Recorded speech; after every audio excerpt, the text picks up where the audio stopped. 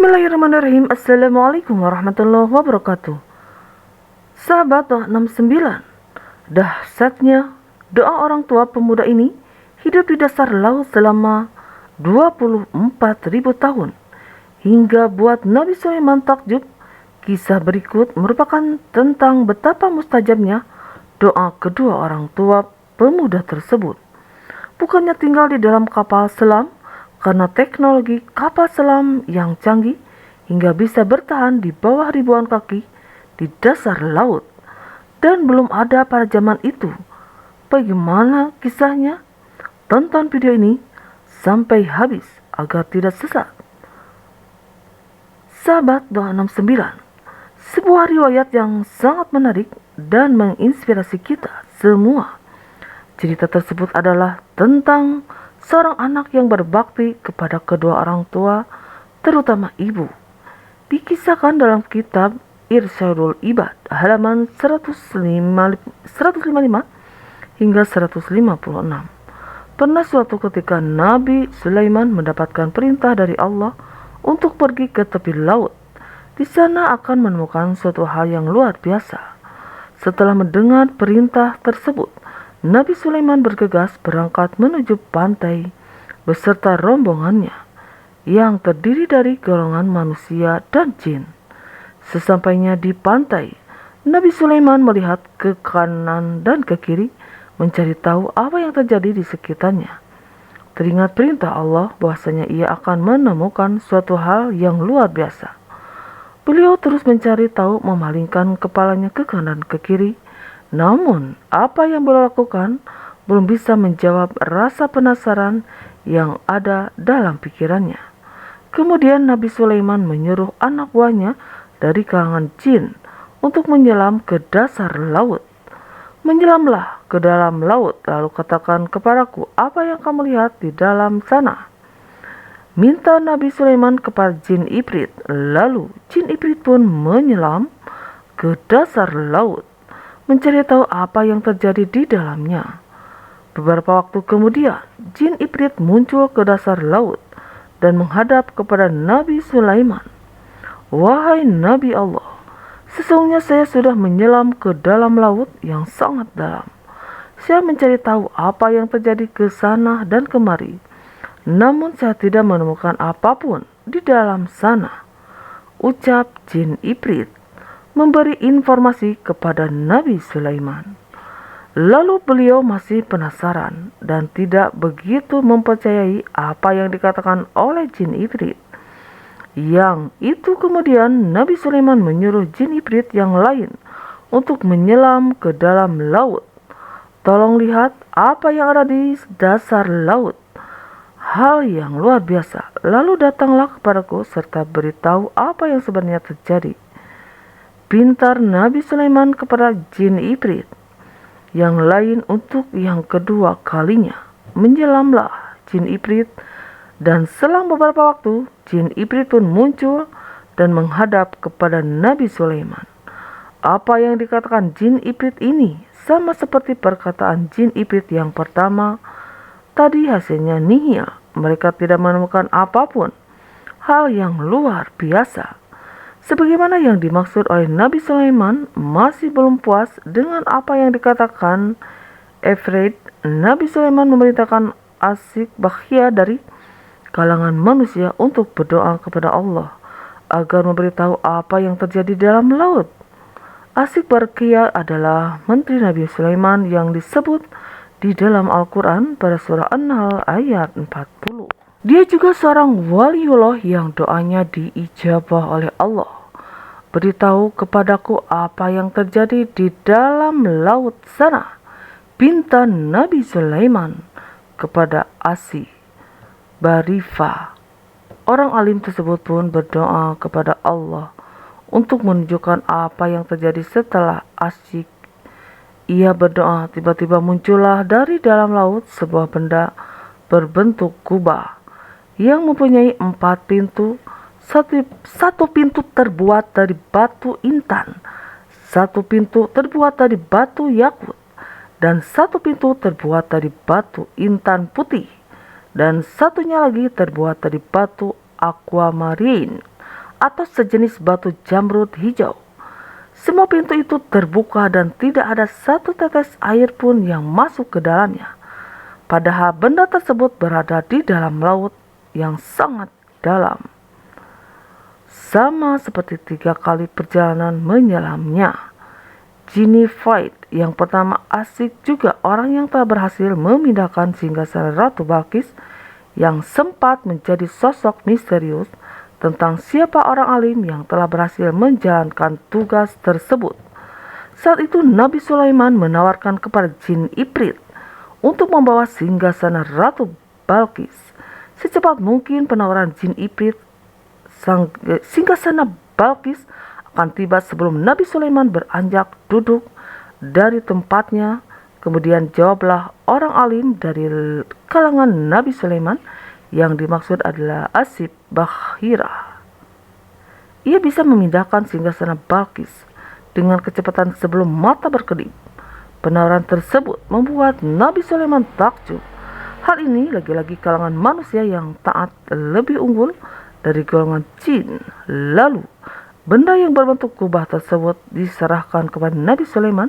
Tiba-tiba di dalamnya terdapat seorang laki-laki yang tampan, memakai baju yang serba putih dan bersih. Badannya, pemuda itu sedang melakukan salat, lalu Nabi Sulaiman masuk ke dalamnya dan memberikan salam kepada pemuda itu.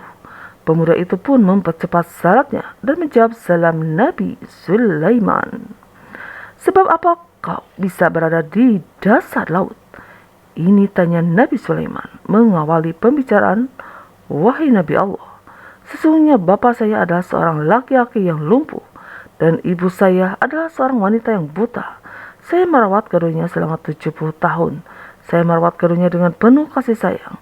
Sebelum ajal menjemput ibu saya, ia sempat berdoa kepada Allah, ya Allah, panjangkanlah umur anakku dalam keadaan selalu takwa kepadamu. Dan ketika sebelum wafatnya, ayah saya dia juga berdoa kepada Allah, ya Allah, tempatkanlah anakku di tempat yang tidak ditemukan oleh setan. Cerita pemuda itu kepada Nabi Sulaiman. Mendengar penjelasan anak itu, jelas sudah bahwa doa kedua orang tua tanpa hijab kepada anak-anaknya, yang mana kedua jin Ifrit yang sudah menyelam ke dasar laut tidak dapat menemukan keberadaan pemuda itu, dikarenakan kedua Ifrit anak buah Nabi Sulaiman berasal dari kalangan jin atau setan. Sejenak keduanya terdiam setelah saya memakamkan kedua orang tua saya. Saya berjalan-jalan ke tepi pantai untuk menghilangkan kesedihan. Saya melihat kubah yang bercahaya. Kubah tersebut sangat indah. Saya masuk ke dalamnya untuk melihat keindahan kubah tersebut. Lalu datanglah malaikat dari beberapa malaikat, dan malaikat tadi membawa kubah tersebut ke dalam laut. Sedangkan saya berada di dalamnya. Ucap pemuda itu melanjutkan ceritanya. Pada zaman siapakah mendatangi pantai? Tanya Nabi Sulaiman. Penuh penasaran. Pada zaman Nabi Ibrahim, jawab pemuda itu. Sejak Nabi Sulaiman terdiam, mengingat kembali sejarah begitu terkejutnya. Nabi Sulaiman ketika mengetahui bahwa jarak zamannya dengan zaman Nabi Ibrahim itu adalah 24.400 tahun, begitu panjangnya umur pemuda tersebut.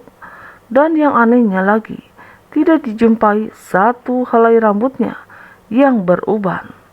Lalu, bagaimana kamu bisa mendapatkan makan dan minum?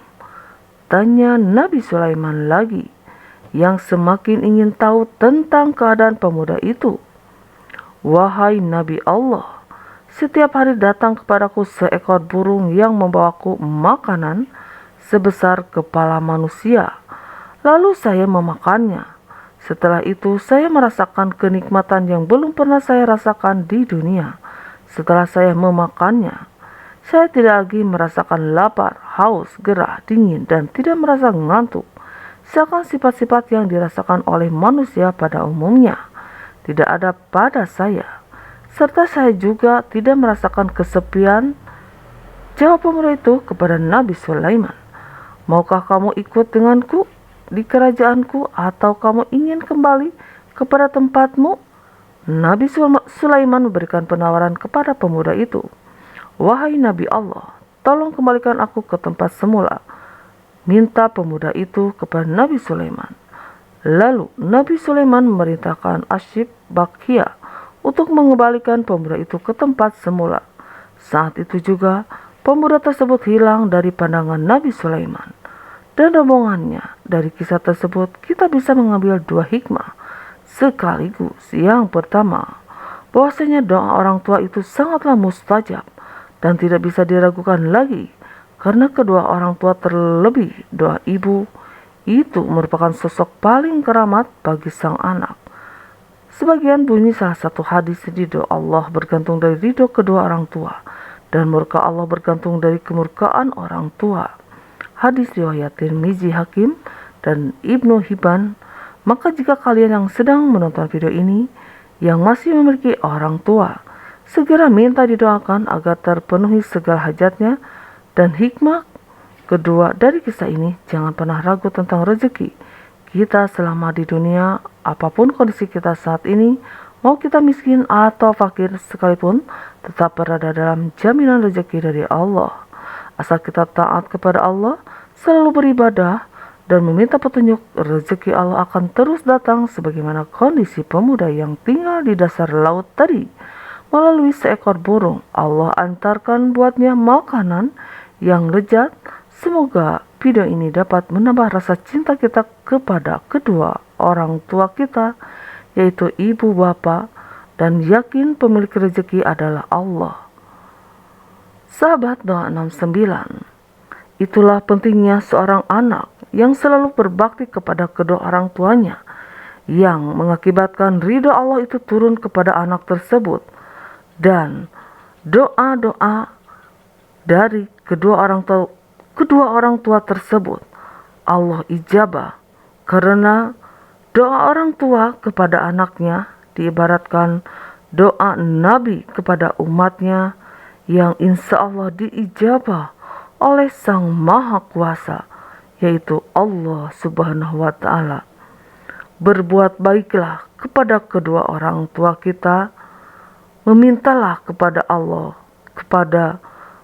untuk orang tua kita, supaya orang tua kita selalu sehat, diampuni dosanya, dipermudah segala urusannya, dan mudah-mudahan kita menjadi anak-anak yang berbakti kepada kedua orang tua, sehingga ridho Allah turun kepada anak tersebut, dan doa-doa orang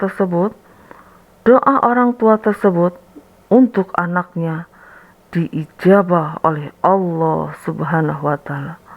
Amin, Allahumma amin. Wal alam bisawab. Wassalamualaikum warahmatullahi wabarakatuh. Allahumma sholli ala Sayyidina Muhammad wa ala ahli Sayyidina Muhammad.